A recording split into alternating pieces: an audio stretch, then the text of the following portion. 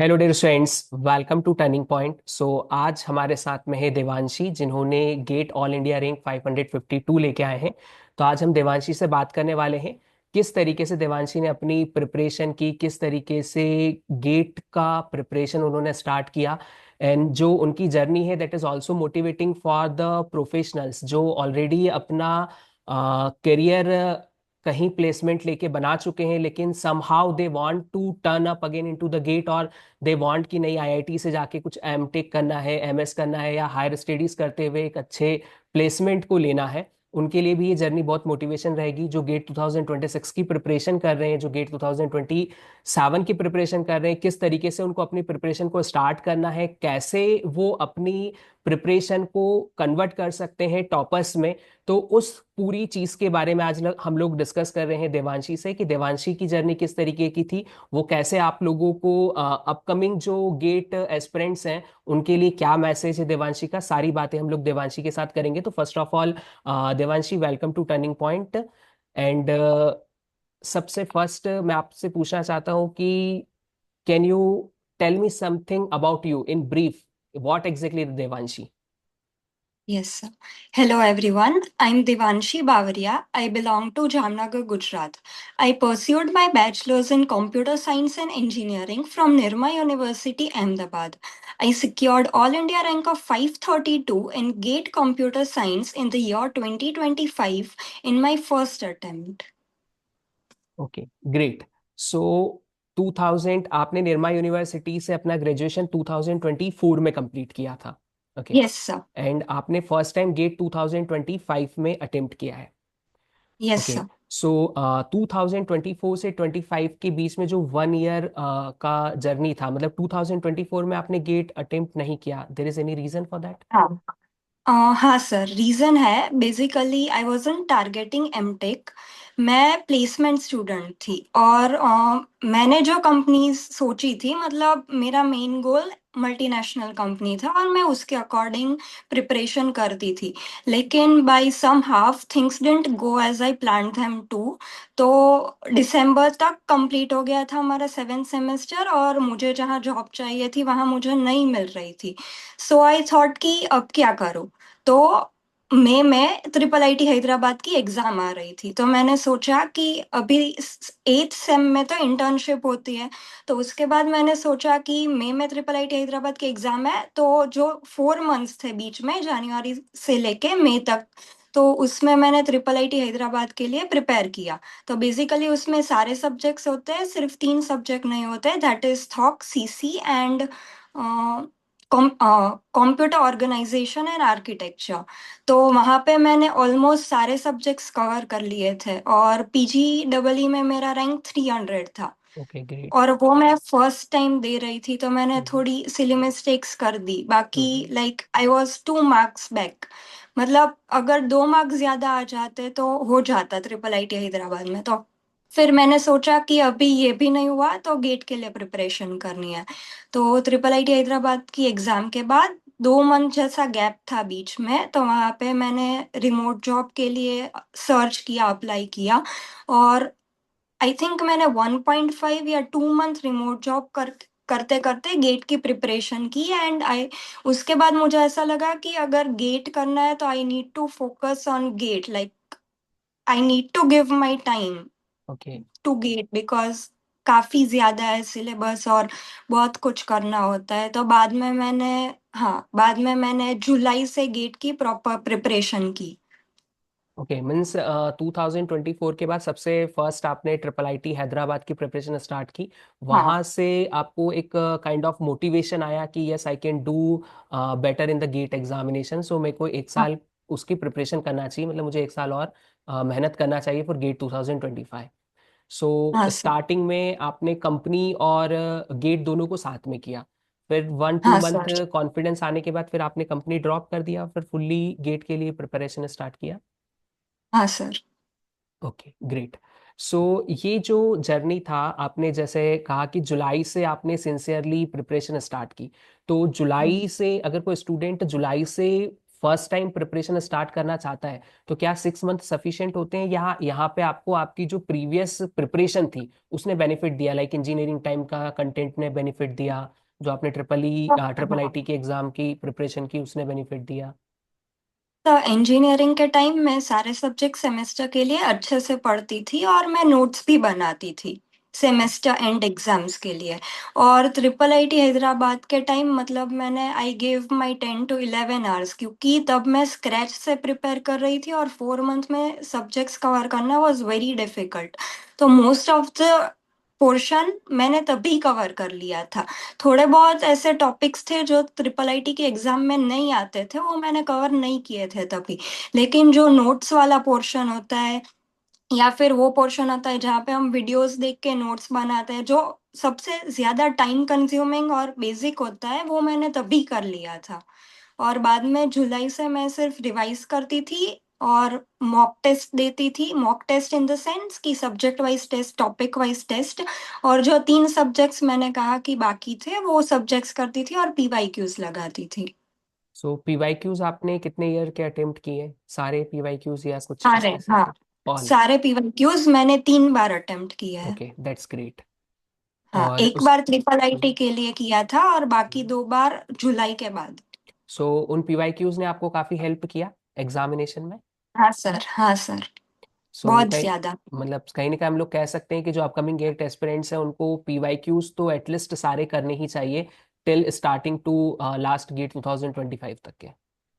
हाँ, ओके, और इसके अलावा पीवाईक्यूज बहुत ज्यादा इम्पोर्टेंट है। पीवाईक्यूज बहुत ज़्यादा इंपॉर्टेंट है डेफिनेटली, क्योंकि पीवाईक्यूज से कहीं ना कहीं हमें एक एग्जाम का पैटर्न पता चलता है। फिर दूसरा हम लोगों को ये भी पता चलता है कि हमने जो प्रिपरेशन की है उस प्रिपरेशन से हमारे पीवाईक्यू क्वेश्चन सॉल्व हो रहे हैं या नहीं हो रहे हैं।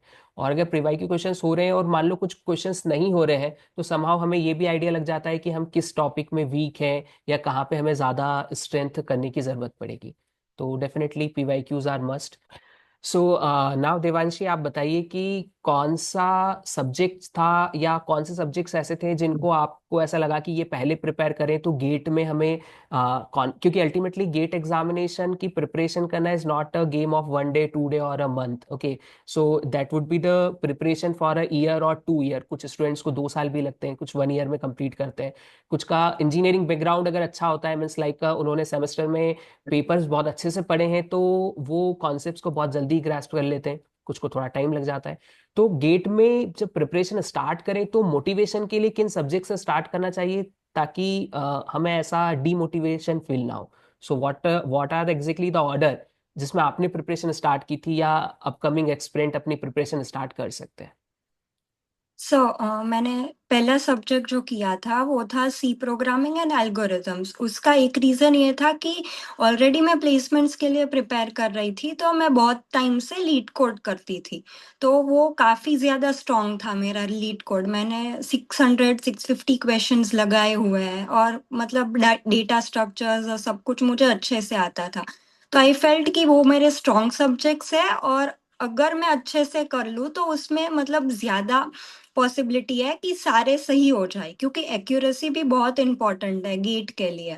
तो मैंने सी प्रोग्रामिंग एंड एल्गोरिदम से स्टार्ट किया था और all thanks to you sir, मैंने आपका एल्गोरिदम्स जो यूट्यूब वाली प्लेलिस्ट थी वो फॉलो की थी और उसके बाद I was able to solve all the PYQs without any mistake. और मतलब हाँ, सबसे ज्यादा एक्यूरेसी अगर कोई सब्जेक्ट में थी तो वो थी C programming and algorithms. Okay, that's great. Means students जो भी अपकमिंग एस्पिरेंट है, कहीं ना कहीं अगर आप अपनी प्रिपरेशन स्टार्ट करें तो you should start with the subject जिसमें आप ज़्यादा कॉन्फिडेंट हो। लाइक जैसे हाँ, देवांशी सी डेटा स्ट्रक्चर एल्गोरिथम में कॉन्फिडेंट थी, उन्होंने वीडियो लेक्चर्स को देखे, अपनी सेल्फ प्रिपरेशन की और उसमें उनको एक कॉन्फिडेंस आया और फिर धीरे धीरे धीरे धीरे करके आगे अपकमिंग सब्जेक्ट्स स्टार्ट किए। डेफिनेटली हर स्टूडेंट जो कंप्यूटर साइंस का है तो somehow in the first semester only they are going to start with the C, उनके सेमेस्टर में वो सी से स्टार्ट कर लेते हैं, फिर डेटा स्ट्रक्चर आता है, फिर एल्गोरिथम आता है। सो बेस्ट वे अगर प्रिपरेशन का होगा तो दैट वुड बी कि वो सी प्रोग्रामिंग से स्टार्ट करे, डेटा स्ट्रक्चर से स्टार्ट करे, एल्गोरिथम से स्टार्ट करे और इस तरीके से अपनी प्रिपरेशन को कंटिन्यू करें। सो that would be the good thing. Okay, और सेकेंड थिंग इज दैट कि सी डेटा स्ट्रक्चर एल्गोरिथम जो है ये गेट का सबसे हाईएस्ट वेटेज सिलेबस भी आता है, क्योंकि सी डेटा स्ट्रक्चर एल्गोरिथम समाव हम इसको क्लब करके एक सब्जेक्ट डीए से बोल सकते हैं। और हाँ अप्रोक्सीमेट 25 मार्क्स का ये पूछा जाता है गेट में। तो that would be one of the most important, and मतलब हम लोग कह सकते हैं कि if you want to become a topper तो बिना डीएसए के तो नहीं बन सकते, डेफिनेटली। ओके, अब आप अपना थोड़ा सा डेली रूटीन बताएं, या एक एस्पिरेंट जो कि सपोज वो प्रोफेशनल है ना। हम प्रोफेशनल, क्योंकि आपने एग्जामिनेशन की जो प्रिपरेशन की है वो अपनी इंजीनियरिंग के बाद की है। तो जो प्रोफेशनल्स हैं, अगर उनको अपनी गेट की प्रिपरेशन करनी है और वो अपनी जॉब के साथ करना चाहते हैं, या जॉब को छोड़ के करना चाहिए, आपको क्या लगता है कैसे करना चाहिए उनको प्रिपरेशन? तो आई फील कि मतलब जॉब के साथ अगर आप करते हो तो वो बहुत अच्छा है, लेकिन अगर आपको अच्छा रैंक लेना है तो you will have to quit your job, क्योंकि गेट के लिए इनफ टाइम देना पड़ता है। Like you have to dedicate 8 to 9 hours every day for GATE, at least for 6 to 7 months, अगर अच्छा रैंक चाहिए तो। क्योंकि बहुत कॉम्पिटिटिव एग्जाम है, बहुत सारा है सिलेबस, बहुत कुछ कवर करना होता है। तो आई फील कि जॉब क्विट करना would be a better option, क्योंकि जब मैं जॉब के साथ कर रही थी तो मुझे ऐसा लगा कि मैं इनफ टाइम गेट को नहीं दे पा रही हूँ, और अगर मैं कोई डिसीजन ले रही हूँ कि मैं मेरा पूरा 1 year किसी एग्जाम के लिए डेडिकेट करती हूँ, तो I think I need to work on that मोर।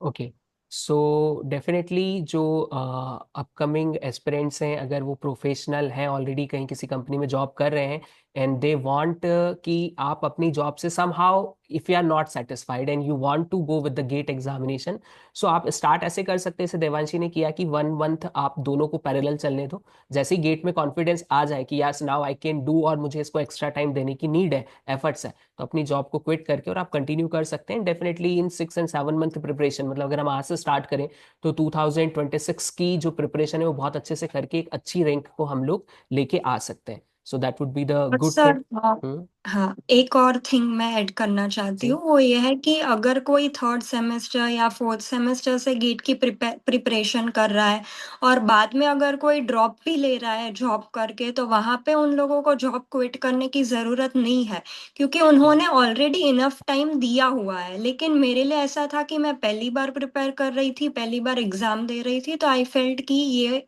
ज़्यादा बेटर रहेगा। ओके, सो मीन्स अगर जो ऑलरेडी गेट की प्रिपरेशन कर चुके हैं और मान लो सपोज कि उनको फाइनल ईयर में अच्छा रैंक नहीं आया है बट उनका प्लेसमेंट लग चुका है, सो एक बार प्रिपरेशन तो हो चुकी है, अपनी मिस्टेक्स उन लोगों को पता है, तो वो मिस्टेक्स को ओवरकम करते हुए विथ जॉब अपनी प्रिपरेशन कर सकते हैं और अच्छी एक रैंक लेके आ सकते हैं। आपके केस में आप मतलब आपने जीरो से स्टार्ट किया था, सो दैट्स वाई हाँ। You need to quit your job, आपको जॉब छोड़ना पड़ी उस चीज के लिए। And yes sir. डेफिनेटली अगर हम कह सकते हैं कि शायद ये थोड़ा सा, अगर आप पहले से स्टार्ट करते तो ये 1 ईयर भी कहीं आपका गेप नहीं करना पड़ता आपको।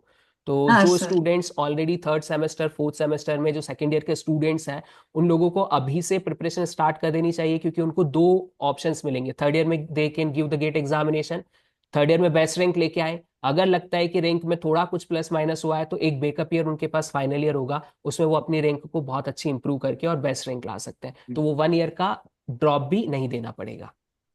हाँ ओके, सो आप ये जैसे आपने जॉब छोड़ दिया है ना, उसके बाद गेट की प्रिपरेशन को स्टार्ट किया, कहीं कुछ बीच में ऐसा कुछ डीमोटिवेशन टाइप का हुआ कि मैंने क्यों जॉब छोड़ दी, या मतलब गेट नहीं होगा, ऐसा कुछ फील हुआ हाँ आपको? सर, मतलब डीमोटिवेटेड तो मैं ऑलरेडी थी, मतलब ओके। जनवरी 2024 से।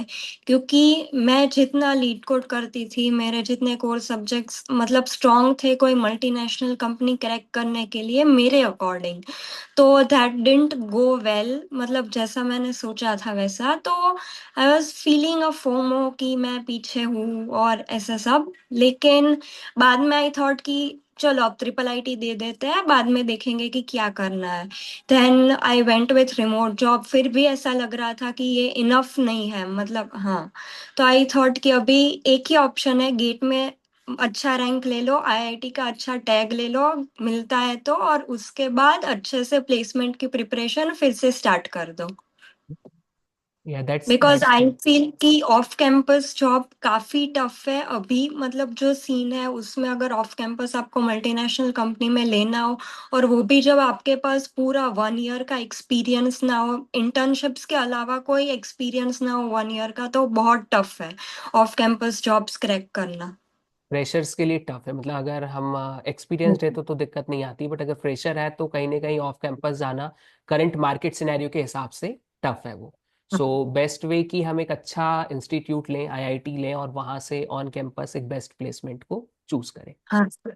ओके, आप व्हाट डू यू थिंक कि जो गेट एस्पिरेंट्स हैं जिनकी अच्छी रैंक नहीं आती है, या मान लो जो वो एक्सपेक्ट करते हैं उससे रैंक थोड़ा उनका पीछे रह जाता है, so what are exactly the mistakes, मतलब क्या आपको लगता है कि that is the biggest mistake जिसकी वजह से रैंक थोड़ा पीछे हो गया, या इससे बेस्ट रैंक भी आ सकती है या हम लोग ला सकते हैं? सर मैंने मेरे फ्रेंड्स में नोटिस किया था, मेरे फ्रेंड्स भी गेट दे रहे थे, तो जो बेसिक डिफरेंस था वो था lack in revision. Revision is very important, मतलब आपने सिलेबस कंप्लीट कर लिया दैट इज गुड, लेकिन आपको विद इन 30 सेकेंड्स अगर कोई भी कंसेप्ट क्लिक ना हो रहा हो तो आपका रिवीजन इनफ नहीं है। अगर कोई क्वेश्चन सामने आए तो with in 30 seconds concept click हो जाना चाहिए।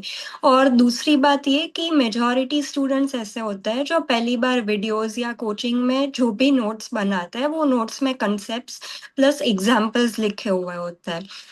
तो आई वुड से कि आप लोग शॉर्ट नोट्स भी बनाओ, और जो शॉर्ट नोट्स है वो जो लास्ट मंथ आप रिवीजन करते हो तब बहुत हेल्पफुल रहता है।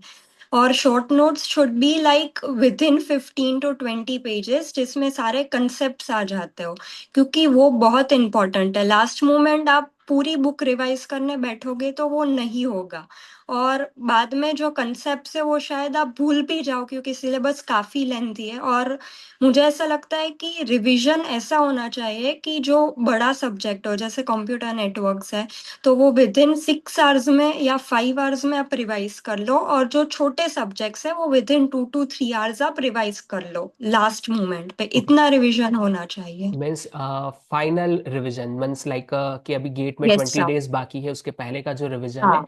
वो लाइक कि सीएन हम 6 आवर्स में कंप्लीट कर लें, और जो छोटे सब्जेक्ट्स हैं, सो लाइक डिजिटल हुआ और ये, तो 1 और 2 आवर्स के अंदर हम लोगों के कंप्लीट हो जाने हाँ। चाहिए। तो इस हाँ तरीके से सर। शॉर्ट नोट्स हम लोगों को प्रिपेयर करने हैं। Okay, so yes sir. आपने रिवाइज, मतलब revision, parallel revision is required, और we need to revise after finishing all the subjects, या बीच में भी रिवाइज करना है? नो सर, बीच में भी रिवाइज करना है। मैं तो करना है। ऐसा करती थी कि जैसे सीएन में मैंने एक लेयर कंप्लीट कर लिया, एप्लीकेशन लेयर, और बाद में दूसरा लेयर स्टार्ट किया सपोज, तो मैं एप्लीकेशन लेयर भी रिवाइज करूंगी। दूसरा लेयर तो मैं करूंगी ही करूंगी, लेकिन एप्लीकेशन लेयर भी रिवाइज करूंगी। और एक मतलब मैंने अगर पूरा सीएन कंप्लीट कर लिया तो लास्ट में मैं फिर से पूरा सीएन रिवाइज करूंगी, क्योंकि मल्टीपल टाइम्स रिवीजन होना चाहिए। बीच बीच में भी दो सब्जेक्ट्स का जो गैप होता है उसमें भी अगर टाइम हो तो रिवाइज कर लो। रिवीजन मस्ट इट है, विल। मीन्स टॉपिक आफ्टर हाँ। Topic we need to revise, after subject we need to revise. Parallel revision हम लोग कर सकते हैं, हमारे डे टाइम जो डेली रूटीन है उसको डिवाइड कर सकते हैं, लाइक कि मॉर्निंग में न्यू कॉन्सेप्ट्स पढ़ेंगे, इवनिंग में रिवाइज करेंगे, दिन में प्रैक्टिस हाँ। करेंगे, लाइक दैट। और सर दूसरी एक बात कि मैं सबको सजेस्ट करूंगी, और इसने मुझे भी बहुत हेल्प किया है। मैं जब पीवाईक्यूज सॉल्व करती थी तो मुझे जो लगते थे कि ये पीवाईक्यूज थोड़े डिफरेंट है, या ये पीवाईक्यू ऐसा है कि जो अभी तक एक या सिर्फ 2 बार ही ये कंसेप्ट पूछा हुआ है, तो मैं वो सभी पीवाईक्यूज को कलेक्ट करके एक जगह पे पीडीएफ या कोई फाइल बना के रख देती थी। तो लास्ट मोमेंट जब मैंने रिवीजन किया था तो सिर्फ मैंने मेरी शॉर्ट नोट्स जिसमें सिर्फ कंसेप्ट्स हो, और जो इजी वाले कंसेप्ट्स मुझे लगते थे कि मुझे आते हैं वो मैंने लिखे भी नहीं थे उसमें। और जो पीवाईक्यूज मैंने एक जगह पे कलेक्ट किए हुए थे, hardly it will be 50 to 60 PYQs या उससे भी कम। तो वो एक बार मैं देख लेती थी, मतलब वो पीवाईक्यूज ऐसे थे कि जो शायद मुझे ना आए हो, या फिर जो शायद ऐसे हो कि जो कंसेप्ट एक या 2 बार ही पूछा हुआ है और यूनिक हो और मैंने पढ़ा नहीं है। तो हाँ, उसने काफी हेल्प किया है मुझे। ओके, सो कहने का मतलब है कि जो पीवाईक्यूज कम पूछे हुए हैं उन पे कहीं ना कहीं प्रैक्टिस कम होती है, क्योंकि अगर suppose to be same topic या सेम कॉन्सेप्ट पे एवरी ईयर या काफी पीवाईक्यूज आए हुए हैं तो वो आप बहुत अच्छे से प्रैक्टिस कर लेते हो। लेकिन समहाउ अगर कोई पीवाईक्यू सिर्फ एक बार पूछा था किसी कॉन्सेप्ट के ऊपर, किसी टॉपिक के ऊपर, तो उस पर बहुत ज्यादा प्रैक्टिस नहीं हुई है, तो definitely at the end time हमें उन पीवाईक्यूज को रिवाइज कर लेना चाहिए, तो उससे उन कॉन्सेप्ट्स का रिवीजन हो जाता है। सो that would be the great thing जो कि आपने मुझे बताई है। अभी तक मैंने काफी इंटरव्यूज लिए हैं, और ये सर, पॉइंट हाँ, अभी तक किसी ने नहीं कहा। सो और सर इस बार गेट में कंपाइलर नहीं, थियरी ऑफ कंप्यूटेशन में क्वेश्चन था, वो था कि मिनिमाइज करना है फाइनाइट एग्जैक्टली। स्टेट ऑटोमेटा, लेकिन उसमें इनपुट और आउटपुट दोनों दिया हुआ है। दिए हुए तो थे। मैंने जहां तक नोटिस किया था वो शायद दो या आई थिंक ये सेकेंड या थर्ड बार ही पूछा है। मीले मुरे मशीन का तो कॉन्सेप्ट था वो। हाँ हाँ, हाँ। लेकिन वो इतना पूछा हुआ नहीं है नहीं है। गेट की एग्जाम में। एग्जैक्टली एग्जैक्टली तो वो एग्जैक्टली। उसने मुझे हेल्प किया था, क्योंकि अगर मैंने एक बार पीवाईक्यूज दो तीन बार किए तो मैं शायद भूल भी जाती, क्योंकि वो एक ऐसा हाँ, कंसेप्ट था जिसका एक या दो ही पीवाईक्यूज आए हुए हैं अब तक। डेफिनेटली 90% स्टूडेंट्स टीओसी में जब मैं पढ़ाता भी हूँ तो मैं एवरी टाइम मिले मुरे मशीन के कॉन्सेप्ट हर साल बताता हूँ। स्टूडेंट्स आर सेइंग दैट कि सर ये तो कभी पूछा नहीं है, पिछले 10 सालों में नहीं आया सर, एक बार आया था, क्या छोड़ दें? सो मेरी एडवाइस यही रहती है कि किसी भी टॉपिक को हमें छोड़ना नहीं है। और ये बहुत ही इंपॉर्टेंट पॉइंट है कि जो कॉन्सेप्ट्स बहुत कम बार पूछे हुए हैं उनके रिपीट होने के चांसेस हैं। और कहीं ना कहीं ये एक दो क्वेश्चन ही रैंक आपकी डिसाइड करेंगे। देखिए, जो बेसिक है, जो सब पढ़ते हैं, जो कॉमन टॉपिक्स है, वो तो सब पढ़ के जा रहे हैं। कुछ चीजें ऐसी होती हैं जो टॉपर को टॉपर बनाती है। जैसे आपकी ये जो एडवाइस है स्टूडेंट्स के लिए, मैं कह सकता हूँ that would be the golden tip for all the GATE aspirants, कि जो टॉपिक्स बहुत कम बार पूछे हुए हैं उन टॉपिक्स के पीवाईक्यू का एक सेट बना लो, और उस पीवाईक्यू के क्वेश्चंस को रिपीट करो 101%। एक से दो क्वेश्चंस ऐसे जरूर आपको मिलेंगे अपकमिंग एग्जामिनेशन में जो कि फ्रिक्वेंटली प्रीवियस ईयर्स में नहीं पूछे हुए हैं। उसका बेस्ट एग्जांपल है गेट 2025 का that finite state automata with output वाला क्वेश्चन, उसको मिनिमाइज करने हाँ वाला। ग्रेट। सो अच्छा, आपका एनालिसिस काफी सही है, and that would be the good thing. I am also impressed. So now आपका what is exactly your future plan? अब क्या सोच रहे हो आप आगे, कैसे क्या करने वाले हो? सर, अभी तो मतलब 19 डेज में ट्रिपल आईटी हैदराबाद की एग्जाम आ रही है, तो उसके लिए प्रिपेयर कर रही हूँ। और उसके बाद आई एम थिंकिंग कि फिर से लीड कोड स्टार्ट कर दूँ। और बेसिकली मैंने थोड़े बहुत कंसेप्ट्स ऐसे रखे हैं जो इंडस्ट्री लेवल में टेक स्टेक होते हैं, वो मुझे सीखना है और उस पे प्रोजेक्ट्स बनाना है। Because now I don't want to take any risk. एक बार मुझे अच्छी कॉलेज मिल जाए तो I have to grab a good multinational company after that. Oh so great. मतलब वही प्लान है कि ओके। कोर सब्जेक्ट्स रिवाइज करती रहूँ, लीड कोड करूँ, ज्यादा से ज्यादा प्रॉब्लम्स करूँ, मतलब सिस्टम डिजाइन सीखूँ, या फिर इंडस्ट्री लेवल पे जो भी टेक स्टेक होते हैं वो थोड़े बहुत सीखूँ और प्रोजेक्ट्स बनाऊँ। Okay Devanshi, so my best wishes with you कि डेफिनेटली आप जो सोच रहे हो, जो आपके ड्रीम है, डेफिनेटली दे विल फुलफिल। इन आप जैसा आपने बताया कि आप एक स्मार्ट लर्नर भी हैं, जो कि आपने टिप्स दी उनसे लगता है कि definitely you are a smart learner, hard worker भी है। देन डेफिनेटली आपको वो सारी चीजें मिलेंगी जो आपने ड्रीम देखा है। My best wishes with you, और हर कोई आपको बेस्ट विश करेगा। So thank you so much, आपसे बात करके काफी अच्छा लगा। और टर्निंग पॉइंट की तरफ से, ऑल गेट एस्पिरेंट्स की तरफ से आपको कॉन्ग्रेचुलेशंस, आपकी इतनी अच्छी रैंक आई है, and best wishes for your future. So thank you so much Devanshi, and thank you sir. thank you all of you, all the turning point aspirants, all the gate aspirants, all the turning point students, कि आप लोगों ने session को watch किया। So definitely इसी type से हम topper stock में नेक्स्ट टॉक लेके आएंगे अगले टॉपर के साथ में। और ये जो चीज़ें हैं जो टॉपर्स आपको बता रहे हैं, ये सब चीज़ें आपको अपकमिंग एग्जामिनेशन में बहुत बेनिफिट देने वाली है, क्योंकि कहीं ना कहीं हमें एक एक्सपीरियंस मिल रहा है। और कुछ मिस्टेक्स अगर एस्पिरेंट्स ने की है तो उन मिस्टेक्स से हमको सीखने को मिल रहा है ताकि हम वो ना करें। कुछ उन्होंने बेस्ट प्रैक्टिसेस की हुई हैं, जैसे कि यहाँ पे आपको एक बहुत अच्छी गोल्डन टिप मिली है कि वो क्वेश्चंस को जरूर करो जो कि बहुत कम बार पूछे हुए हैं, क्योंकि उनमें से रिपीटेशन के चांसेस होते हैं, और वही टॉपर्स डिसाइड करते हैं, और उन्हीं से आप लोग टॉप बनते हैं। So thank you so much all of you, bye bye, take care, मिलते हैं नेक्स्ट सेशन में।